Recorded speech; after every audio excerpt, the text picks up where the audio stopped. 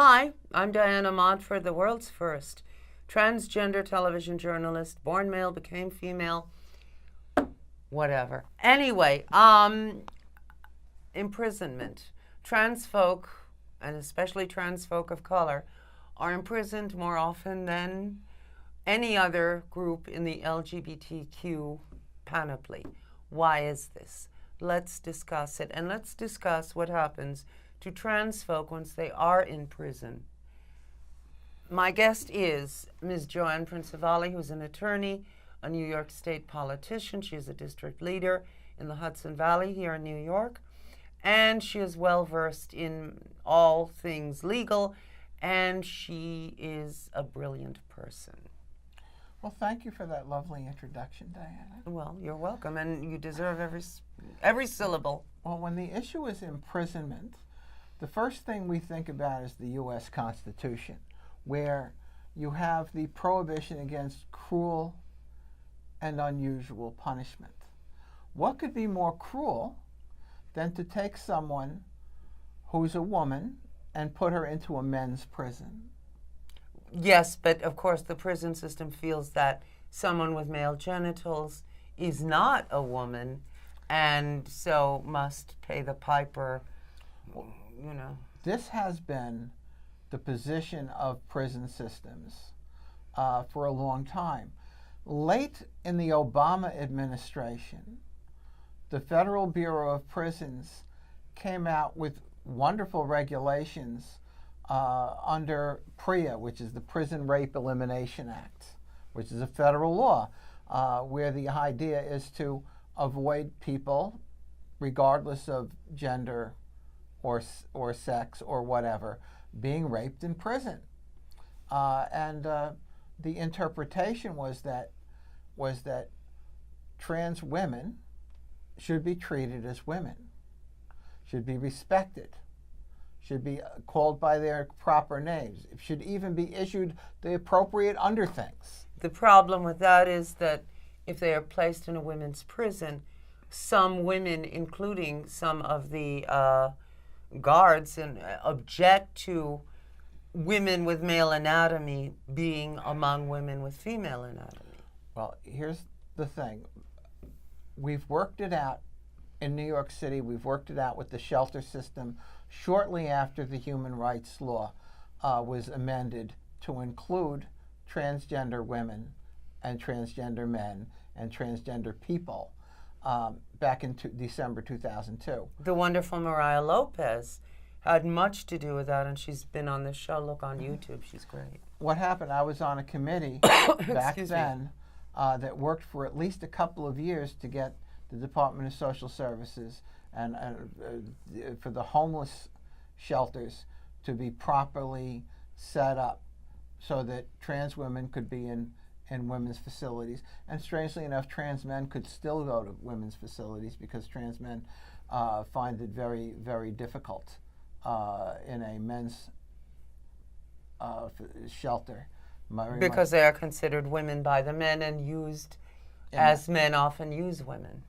That is correct. Now, similarly, Rikers Island recently, they're going to be closing it down, but the whole thing is that they now have a separate section for trans. I thought they'd closed that down. I'd heard that they'd closed that but down. They just recently, within the past few months, have gone back.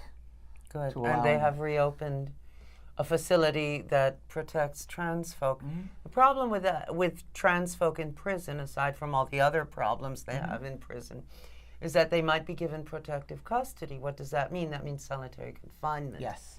And that is a problem. Yes, it is. Now, there are some encouraging developments at the state level. At the state level, California has enacted a statute that provides even if they're in the wrong prison, trans women in particular are allowed to be treated with respect, must be treated with respect, and should be kept away from the general male population. But that is very easy to put on the books, but now enforcing it is very difficult. That's the other issue. Connecticut recently has gone a step farther.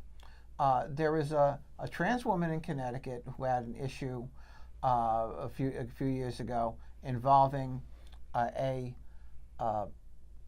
alcohol and driving situation. Right, Okay. which could happen to anyone, let's face it. And what happened is that she had it happen again, and the second time around, it became something where, yes, you have to do 6 months. So they have a prison. mandatory sentencing program. Yes. And so what happened is that she happened to be friendly with the state legislature, a Republican state legislator in Connecticut. Mm-hmm. And the Republican legislator was horrified at the idea that this trans woman would be sent to a male prison, mm-hmm. and pulled some strings. Mm-hmm. Now, mind you, this is someone who actually had, despite the fact that Connecticut doesn't have a law about it, she'd had a breast augmentation and had that count as surgery Yes. for the purpose of her birth certificate being amended. Yes. So she got her birth certificate amended even though she still has the male genitals. Mm-hmm. And so she was worried about being placed with men because other people have been placed with men and have been raped repeatedly while in prison. And not even trans women, just men in general of whatever Yes. persuasion, yes. And so, as a result of all this intensive lobbying that was done, they did place her in one of the Connecticut women's prisons. There's only 2 of them. And so they had her pretty much in a separate, she was able to eat with the women. She was in a separate unit by herself. Mm-hmm. And there were certain things that were done because the prison people were very much concerned about the possibility of bad things happening involving her being an aggressor. And basically she's been on hormones long enough that it doesn't work like that. When a male goes on female hormones, the libido sinks considerably. It ceases to be the strong, thrusting, desperate urge that men who have testosterone feel. And in England, in the 1950s, Alan Turing, I believe, was given female hormones to cut down his libido because he was homosexual, and homosexuality was illegal then in England. Now, what's happened in Connecticut, excitingly here, since then, is that legislator, a Republican state legislator, Yes. has worked with other people in the Connecticut legislature to come up with a law that provides that transgender women, unless there's some reason not to, like for instance, let's say you're a transgender woman and for some reason you were, before you transitioned, you were a registered sex offender or something like that, you're going to a men's prison. They're not going to put you in with the women if you were a registered sex offender. But will they, well, it depends on what kind. If you molested little boys, I would imagine. Well, yeah, I understand, but the point is that the general rule is that while the Department of Corrections and the Bureau of Prisons they have their discretion in certain circumstances. The broad general sense is that trans women will be in women's prisons. Mm-hmm. That's the first state to do that, Connecticut. Even if they have male genitals. Even if they have male genitals. Now, there was a law a few years ago that a trans woman on hormones who went to prison was continued on her hormone program, but a person assigned male who wanted to transition in prison was not given female hormones. Is that still the case? There's mixed situations with regard to that. Under the Obama administration, for instance, a very prominent person who's no longer in prison now was Chelsea Manning. Yes, God help her. She did transition in prison. She transitioned in prison and ultimately was let out. And is now running for elected office, I believe. Yes. Now under Trump, though, it's very different. Here's the thing. The PREA regulations placed into effect shortly before the end of the Obama administration, just like anything else that President Obama did, is the subject of a Trump revision or a retaliation or revocation. The whole thing is that any advances that were made in the Obama administration are gradually being erased under Trump. of course, because Obama was born in Kenya as far as Trump is concerned, and was never really a legitimate president. Haven't stood that. Unfortunately, I mean, you could just ask Mr. Trump's boss, Vladimir Putin. There you go. But the thing is that with the advances in places like California and Connecticut, I'm working right now in Westchester on getting the Westchester Department of Corrections, either via regulation, their internal policies, or by way of a county ordinance to emulate Connecticut. Well, now, excuse me, but Westchester doesn't seem to be a hotbed of crime. So does this come up very often? Westchester has a county jail, and there are several hundred inmates at any given time. Really? I didn't know that. Including some transgender Excuse people. me. Westchester has a shelter system, and in the shelter system, there are transgender people. And I know that in Westchester, in the shelter system, even though we have a human rights law, we have not been able to. We have a new county executive, and who's more likely to listen than his predecessor, because would that be like the mayor in another city? Okay. The county executive is the equivalent of a borough president, right? Yes. In New York City, because each borough is a county, yes. But has more power on county-wide things than a borough president does in the county. Yes. More in a way like a mayor, but. More like the Speaker of the City Council or public advocate. They're an executive. The county executive is like a mayor in the But okay, so governor. what did this person do? Well, he got elected. Previously, the past 8 years, we've had a Republican county executive. But I mean, will this person? Well, at least he wasn't a Carl Palladino. Will this person be more lenient toward gay people and trans folk? Yeah, the new county executive is good on LGBTQ issues, and he's willing to work with us. He's reappointed the members of the county the county LGBTQ advisory board. I'm one of the original members. I was recently reappointed. Good for you. When we drafted the conversion therapy statute, it went to the county attorney. Forbidding conversion therapy. And the county executive asked the county legislature to introduce it. So he's cooperating with us very well. The previous county executive, our job was to make sure he did no harm, because otherwise he would enrage his base if he did anything affirmatively positive. And he did do a few positive things, but not mainly leaving office. Yeah. But the thing is that he wasn't as bad as he could have been. But now we have someone who is willing to work with us to bring things forward. What's the new county executive's name? George Latimer. Oh, sure, very famous. Yes. How wonderful! Congratulations. He was in the States. He was the head of the county legislature when in 1999, and he became an assemblyman and a state senator, and now he's the county executive. Let me ask you something. Let's say you're a poor, not well-educated trans woman of color who's working on the street as a sex worker. You get picked up by the police. You have no hope of making bail or getting a lawyer. What do you do? They're going to put you in jail. You're terrified. What do you do?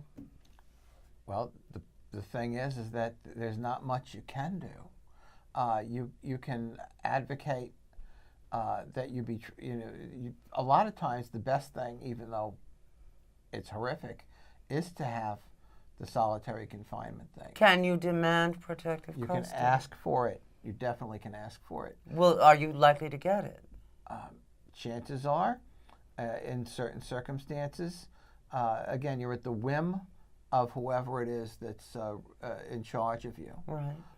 But there's a chance that you could get it, but it's one of those things where the cure is as bad as the disease. Would it be, in that case, if you are denied protective custody, would it behoove you to do something to land in solitary confinement as a protective measure? I can't advocate that, because it will only make things worse. in terms of your how record long you're and going yes, to be exactly, imprisoned. So it's a catch-22. Yes, in that particular situation, it is. The thing is that with the situation the way it is now is still bleak. We're making advances in terms of being in many places being able to at least get hormone treatment, and in some cases, even better than that. But the thing is, there's huge amounts of resistance from people who don't understand that these are medically necessary treatments. They think it's a whim. Oh, I feel like a girl today. Can I go into the girls' locker room and ogle at the girls? They have no idea that trans people are real. They don't believe we exist. We're imaginary as far as as they're concerned. We're the square root of -1. And they think that some of us are actually heterosexual male lechers who just put on dresses so we can see the girls make pee-pee. There you go. Yeah. But anyway. The thing is that not my scene, folks. Yeah, I'm not a golden shower gal. Although I understand the president is very much into that. Who knows? He could listen. I've heard rumors. I don't believe. I believe them. They're in the Steele dossier. No, I don't mean that. I mean incestuous rumors, which are so horrific. I can't believe it. About Trump, I don't know. He has a thing about his daughter. Who knows? Ivanka. Who knows? God help her if it's or true. Ivana Jr. Actually, that's her real name. Oh yeah, Ivana. I guess. I don't know. But was that Trump? What was that? Yeah, I don't know. But who knows what they do with Ivana in a handbag? It's too sick. She has a handbag company, which, as you know, is a Freudian vaginal symbol. But never mind. In any event, back to the prisons. Let's go back. Let's go back to prison. Trump makes jail look good, yeah, but don't send us there, Trump. Well, yeah. Well, the thing is, he might, There are, on a national level, things look a little more bleak because of the things that the Attorney General Jeff Sessions is doing, as well as what the occupants of the White House is doing. When he's not ripping children away from their parents at the border, Jeff Sessions is trying to destroy trans folk. Well, yeah, that's a big part of it. Taking children away from their parents and then using... What a guy. Using a biblical quote that says you should obey the law. He should look up the biblical quote that says, welcome the stranger. True, but the biblical quote that he used was used by slaveholders to justify slavery. It was used... Now we know what's coming next, okay. It was used by the German government in the 1930s to justify genocide. You should be following the law. You should be following the law. You should be making sure that you don't do anything with Jewish people. You have one Nazi sitting at a table and people sitting with them, 10 people sitting with them having a conversation, you have 11 Nazis. Yeah. And what Trump and Sessions and Sarah Huckabee Sanders and the members of that administration are doing with regard to human rights and decency is disgusting. And they justify it using the Bible. Well, hasn't every tyrant since the Bible was written justified tyranny by choosing selected passages and twisting them to her or his own ends? This is true. It is very true. The thing is, as they do it, there are people who eat it up. They just love it. And they know that as long as they get a few bits of raw meat thrown at them, they'll take anything that the tyrant will do. The interesting thing is that many of these people are not the undereducated, mentally challenged yahoos they're portrayed as being. They are actually quite intelligent and quite clever at sophistry when it comes to putting their neo-Nazi white supremacist points across. They're quite clever in their own way. And they're true believers in it. Which is truly terrifying. So, now, there are people in that movement who are cynical manipulators, kind of like the person who occupies the Oval Office. Yes, dear Donald Trump. He's not a true believer in any of this No, stuff. he's a true believer in He's himself. a New Yorker. He knows better. But the thing is that... Well, he does like Eastern European refugees. Yes, and he's... With boob jobs. He has a card in the back of his pocket there. You could even be a citizen, a naturalized citizen. If you lied on your application to come into the country, they can revoke your citizenship and deport you.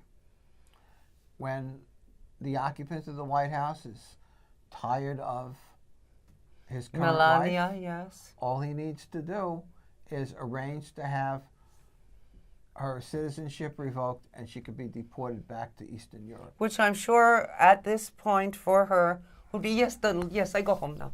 Oh, it's been terrible. Donald, I hate you. Leave me alone. Don't touch.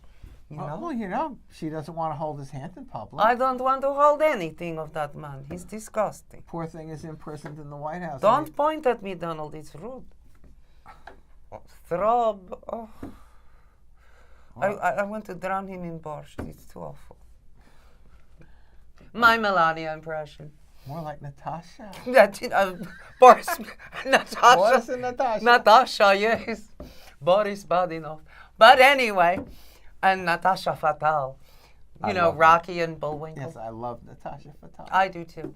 But anyway, well, when our president is Boris Badinov. But his boss is Boris Badinov. yes. Although, I'll give him this. Putin looks damn cute with his shirt off. Ride that horsey, baby. Ooh, ride me, honey. Ow! But I don't understand what Trump sees in Little Kim. Oh, well... Rocket.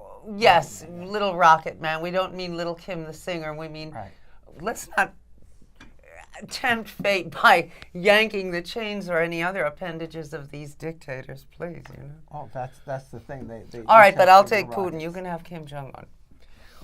Not me. I don't want him. Maybe his sister? You watch it. She might throw something in your face and kill you. This is true. Thinking she's on a talk show. This is true. A game show. Yes. But, okay, if you're a trans person, I wonder if they see if they have computers in prison, you can see the show in prison. Possibly it may be banned. Yes, Diana Montfort show, banned in prison. Anyway, but if you are in prison and you are seeing this, or somehow you have managed to acquire this show, is there anything we can do to help people? Well, the thing is that those of us who aren't in prison, we need to be advocates for those who cannot help themselves. We need to go to our local legislators. We need to go to our state legislators. We need to go to our Congress members and U.S. senators and get them to understand that we need to be protected under the law in general as well as in particular. What it comes down to is that we have no federal human rights law. The only thing we have is a scattering of federal court decisions that in some ways protect us as trans people. And those are busy being taken down by new Trump appointee judges. You have a judge in Texas appointed by George W. Bush, who is the go-to judge for anybody who wants to stop anything having to do with Obama. His name is Reed O'Connor. When the red state attorneys general decided to sue about Obamacare, they went to this judge, Reed O'Connor, who immediately stopped certain aspects of Obamacare from ever taking effect. And unfortunately, I say health care for everyone. Yeah, me too. Nationalized health care for all. Health care is a right. It works in most parts of the world. It could certainly work in America. It could if we didn't have rich fascists who want every last drop of our blood and sweat and tears and don't care what happens to us. You know? And that's why they want to do away with abortion, so we'll all have babies who will grow up to be good slaves to the 1%. You know? Or will actually at some point cannon fodder. They will be providing young blood so that they can, in terms of that eternal youth thing. Yes, exactly, which has been scarily shown to work. Yes, it does. Vampires were right. Count Dracula I stand corrected. You were right. Barnabas Collins, I hear you calling me. Okay. Oh, who knew? Yeah, exactly. So we're talking about prisons. Prisons. And there's nothing really more to say except that we have to rattle the cage. Yes. We have to make sure that we as human beings are able to take care of those who are less fortunate than we are. That's a tenet of every major religion on earth. What part of this do these Bible thumpers not understand? Oh, they don't read it, they just thump it. There you go. Or hump it. Or bump it with a trumpet. Oh, I can't go there, I'm sorry. Yeah. Anyway, you got to have a gimmick if you're going to be a star. Gypsy, I hear you calling. Bump it with a trumpet. Anyway, Miss Mazeppa, you know, Gypsy Rosalie, the show. Yes, I remember. Sing out, Louise. Anyway, I'm so gay. Anyway. So where are we at? We have a minute left. A minute and 43 seconds. Yes. And counting. 40 seconds now. 39, 38. Okay. But how can people contact you? Oh, people can contact me by email at Joann, Joann, there is no E in Joann, M as in Marie, P as in Prinzivalli, at outlook.com.